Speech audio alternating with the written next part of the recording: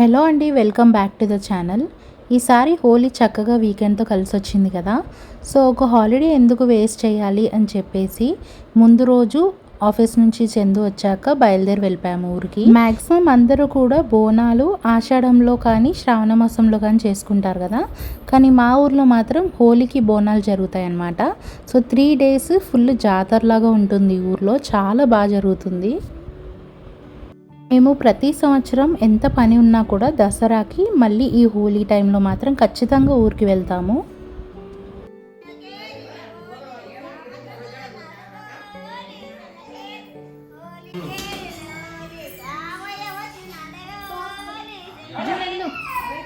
బోనాల పండుగ అంటేనే ఫుల్గా నాన్ వెజ్ ఉండాలి కదా. సో మా అత్తయ్య వాళ్ళ ఆడపడుచు కూడా వచ్చారనమాట బోనాలకి. తను కుకింగ్ మాస్టర్ అనమాట, చాలా బాగా చేస్తారు వంటలు. సో తనే నాటుకోడి కూడా వండేస్తుంది. సో అందరూ చేసే ప్రాసెస్ ఆల్మోస్ట్ సేమ్గానే ఉంటుంది కాబట్టి నేను అదేం షూట్ చేయలేదు. ఫుల్ నాన్ వెజ్ మీల్స్ తినిన తర్వాత అందరూ కూడా రెస్ట్ తీసుకుంటున్నారు. ఆర్య ఇప్పుడిప్పుడే నడవడం స్టార్ట్ చేశాడు. సో నాకైతే ప్రస్తుతానికి కళ్ళు మూసే టైం కూడా లేదు. టైం ఈవినింగ్ 5 అవుతుంది అండ్ మేము బండ్లు చూడడానికి వెళ్తున్నాము. మీకు గుర్తుందా, లాస్ట్ టైం ఒకసారి నేను మా అత్తయ్య వాళ్ళ ఊరు అని చెప్పి ఒక వీడియో పోస్ట్ చేశాను. సో చెరువు పక్కన ఉన్న గుడి చుట్టూ కూడా బండ్లు తిరుగుతాయని చెప్పాను. సో అది ఈ పండక్కే అన్నమాట. ఈ బండ్లు తిరగడం స్టార్ట్ అయ్యే కంటే ముందే అందరూ కూడా దేవుళ్ళని మొక్కుకుంటారనమాట. ఇది చాలా చిన్న గుడి, చాలా ఏళ్ళ క్రితం గుడి అంట. సో చాలా చాలా బాగుంటుంది లోపల కూడా.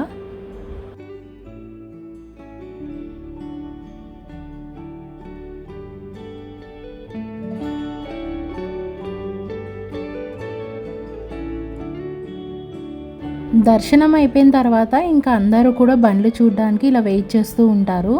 ఇక్కడ జాతరలా కూడా ఉంటుందన్నమాట. సో చిన్న చిన్న మిఠాయి షాపులు, లేదంటే బొమ్మల షాపులు, ఇలా బెలూన్స్ అమ్మడం, ఇవన్నీ కూడా ఉంటాయన్నమాట. మా పిల్లలు చాలా ఎంజాయ్ చేశారు. జున్ను 9 months ఉన్నప్పుడు ఫస్ట్ టైం జాతరకు వచ్చింది. సో లాస్ట్ టైం మాత్రం ప్రెగ్నెన్సీతో ఉన్నాను కాబట్టి రాలేదు. అండ్ ఈసారి ఆర్య కూడా ఫస్ట్ టైం వచ్చాడు జాతరకి.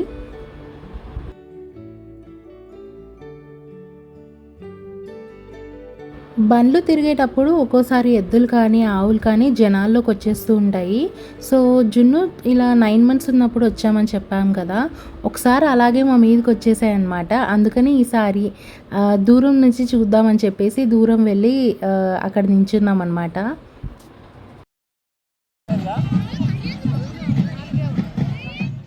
బండ్లంటే ఎద్దుల బండ్లే కాకుండా వ్యవసాయానికి సంబంధించిన ఏ బండ్లైనా కూడా తీసుకొచ్చి గుడి చుట్టూ తిప్పుతారనమాట. సో ఈ ట్రెడిషన్ ఎప్పటి నుంచో ఉందన్నమాట ఈ ఊర్లో.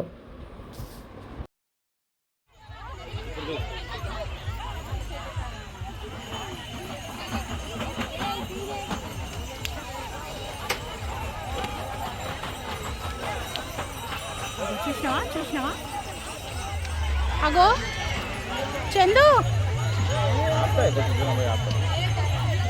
సో ఇలా ఉంటుంది అనమాట. సో అప్పుడప్పుడు అలా మనుషుల మీదకి వెళ్ళిపోతూ ఉంటాయి అవి. నాకైతే చాలా భయం వేస్తుంది ఇవి చూడడానికి. దూరం నుంచి మాత్రమే చూసి ఎంజాయ్ చేస్తూ ఉంటాను నేను.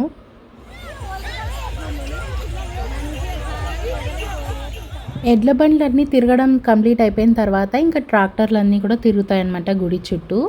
ఇవన్నీ కూడా కొంచెంసేపు చూసేసి మేము ఇంటికి వెళ్ళిపోయాము. నిన్న బండ్లు తిరిగాయి కదా, ఈరోజు బోనాలు అనమాట. రైట్ సైడ్లో ఉన్నది బోనం, లెఫ్ట్ సైడ్లో ఉన్నది మొలకల తొట్టి అంటారు.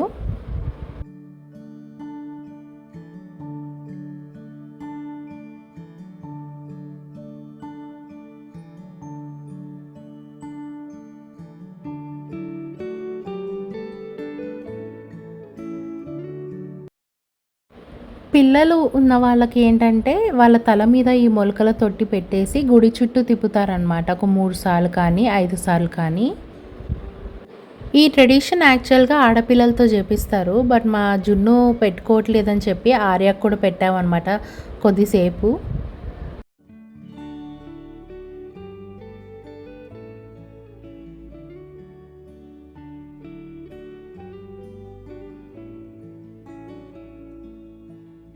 గుడి చుట్టూ తిరిగిన తర్వాత ఈ తొట్లు అనేవి నాగమ్మ తల్లి దగ్గర పెట్టేస్తారు. ఊర్లలో బోనాలు ఎప్పుడు కూడా ఇండివిజువల్గా కాకుండా అందరూ కలిసి తీసుకొస్తారు. సో ఈవినింగ్ టైంలోనే ఊర్లో అందరూ కూడా బోనాలు తీసుకొస్తారు. సో ఈలోపు రష్ అవ్వక ముందే అమ్మవారిని కూడా దర్శనం చేసుకున్నాము.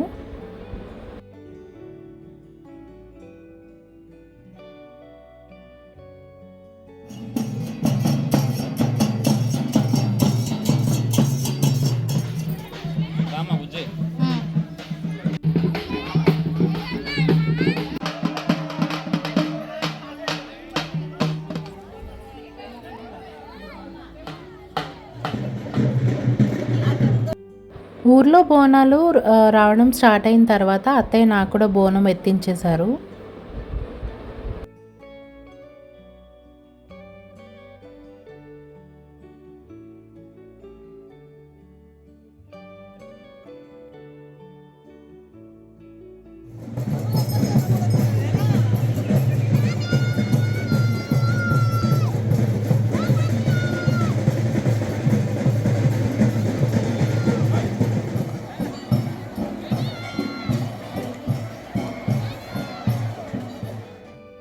గుడి చుట్టూ బోనాలు తిప్పడం అయిపోయిన తర్వాత ఇలా వరుసగా ఆడవాళ్ళందరూ బోనాల కుండలు పట్టుకొని నించుంటారు. సో అమ్మవారికి ఒక మేక పిల్లని బలిచ్చిన తర్వాత ఇంకా అందరూ కూడా వాళ్ళ కుండలు తీసుకొని ఇంటికి వెళ్ళిపోతారు.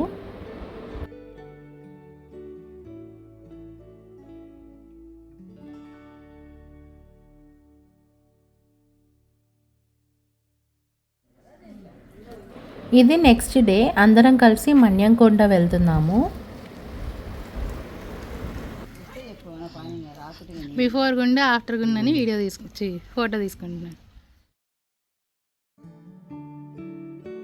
ఈ మన్యంకొండ అనే ప్లేస్ మహబూబ్ నగర్కి ఒక 17 కిలోమీటర్స్ దూరంలో ఉంటుంది.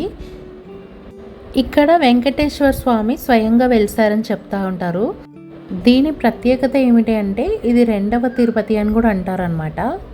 అంటే తీరిన వాళ్ళకి తిరుపతి, తీరని వాళ్ళకి మన్యంకొండ అంటారు. అంటే అందరూ కూడా డబ్బులు పెట్టుకొని తిరుపతికి వెళ్ళలేరు, లేదంటే కొంతమందికి తీరదు. సో అలాంటి వాళ్ళందరూ కూడా మన్యంకొండకు వస్తారు. సో వాళ్ళ పిల్లలకి పుట్టు వెంట్రుకలు ఇక్కడ కూడా ఇస్తూ ఉంటారనమాట.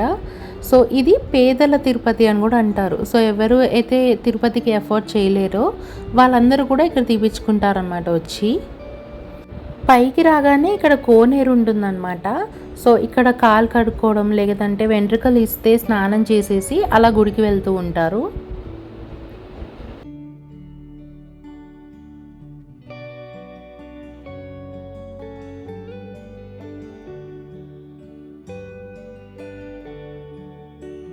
మా పెద్దమ్మ కూడా ఇక్కడ వెంట్రుకలు ఇస్తూ ఉన్నారనమాట. సో అందుకని మేము ఇక్కడ వెయిట్ చేస్తూ ఉన్నాము.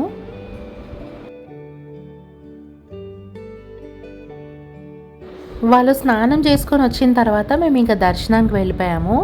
ఇక్కడ ఇంకొకటి ఏంటంటే కొంచెం ఓల్డ్ ఏజ్ పీపుల్ కానీ ఎక్కువ నడవలేరు అన్నవాళ్ళు కొంచెం కష్టమవుతుంది. ఎందుకంటే దేవుడు కొండ మీద ఉంటాడు కదా.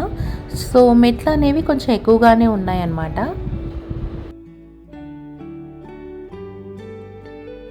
పూర్వం ఇక్కడ మునులు తపస్సు చేస్తూ ఉండేవాళ్ళంట. సో ముందు ఇక్కడ మునుల కొండ అనే పేరు ఉండేది. రాను అది మన్యంకొండ అయిందనమాట. సో కేశవయ్య అనే మునికి ఒకసారి దేవుడు కలలో కనిపించి నేను ఇక్కడ గుహలో ఉన్నాను, సో అందరికీ చెప్పి నాకు ఇక్కడ పూజలు చేయించు అని చెప్పి చెప్తారనమాట. సో నెక్స్ట్ డేనే కేశవయ్య ముని అందరికీ చెప్పేస్తారు. ఆ తర్వాత అలహరి రామయ్య అనే ఒక అయ్యగారు ఇవన్నీ కూడా మెట్లు కానీ అంటే పైన కొండపైన ఉన్నారు కాబట్టి సో మెట్లు కానీ కోనేరు కానీ ఇవన్నీ కూడా చేయించారంట. సో అలా అందరికీ తెలిసి ఇప్పుడు అందరూ కూడా ఇది దర్శనం చేసుకుంటున్నారు. మహబూబ్ నగర్ నుంచి రాయచూరు వెళ్ళే దారిలో ఇది ఉంటుందన్నమాట. సో ఈ గుడి ఉన్న వాతావరణం ఇక్కడ కానీ ఆ ప్లేస్ కానీ చాలా ప్రశాంతంగా ఉంటుంది. ప్రతి ఒక్కరూ ఒక్కసారైనా దర్శించుకుంటే చాలా బాగుంటుంది.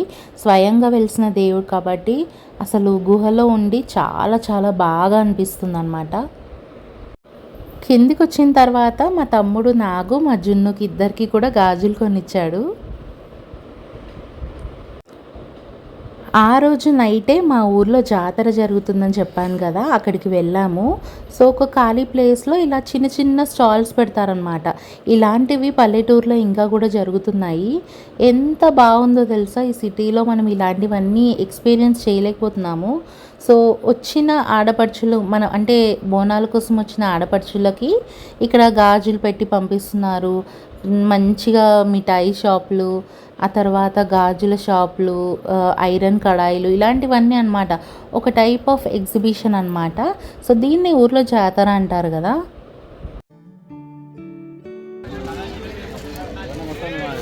చిన్నప్పటికెళ్ళి ఉన్న సేమ్ షాప్స్ అన్ని జిలేబీ, పకోడీ, పప్పు అన్ని బాదుషా ఉండేది అప్పుడు. ఇప్పుడు ఊరు మొత్తం పెద్దగానాక ఇటు వచ్చేసింది. ఎవరికైనా సొంతూరు అంటే చాలా ఇష్టం ఉంటుంది కదా. మా చందు కూడా చాలా ఎంజాయ్ చేస్తాడు. సో నా పిల్లలకి కూడా నేను అన్నీ చూపిస్తున్నాను అని చెప్పి చాలా హ్యాపీ ఫీల్ అవుతున్నాను అనమాట. జున్నుకి ఆర్యాకి వాళ్ళకి నచ్చిన బొమ్మలన్నీ కూడా కొనిచ్చాము.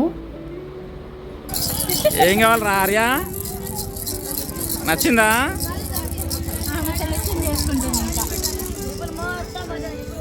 జున్ను నీకేం కావాలమ్మా?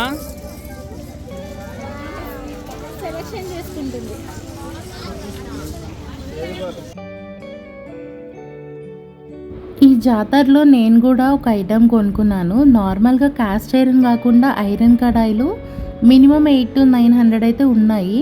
సో ఈ ఎగ్జిబిషన్లో నేను ఒక 200కి మాత్రమే మంచి కడాయి కొనుక్కున్నాను. నెక్స్ట్ వ్లాగ్లో మీకు అది చూపించడానికి ట్రై చేస్తాను. ఇలా మేము చక్కగా జాతరని కూడా ఎంజాయ్ చేసాము. ఆ తర్వాత లాస్ట్లో ఇంటికి వెళ్ళేటప్పుడు ఇలా స్వీట్స్ అవి కొనుక్కొని వెళ్ళాము. సో సపరేట్గా ప్రత్యేకంగా ఒక ఇంట్లో ఇలా చేస్తారనమాట. చాలామంది కొనుక్కుంటారు. పాత షాపు సూపర్ ఉంటుంది. లైవ్ మన అంతే అండి ఈ వీడియోకి. ఇలా మా 3 days హాలిడేస్ని మేము చాలా బాగా ఎంజాయ్ చేసాము. ఈ వీడియో మీకు నచ్చినట్లయితే తప్పకుండా లైక్ చేయండి. అలాగే ఛానల్ని మాత్రం సబ్స్క్రైబ్ చేయడం మర్చిపోకండి. ఇంకో వీడియోలో కలుద్దాం. Bye. Thank you for watching till end.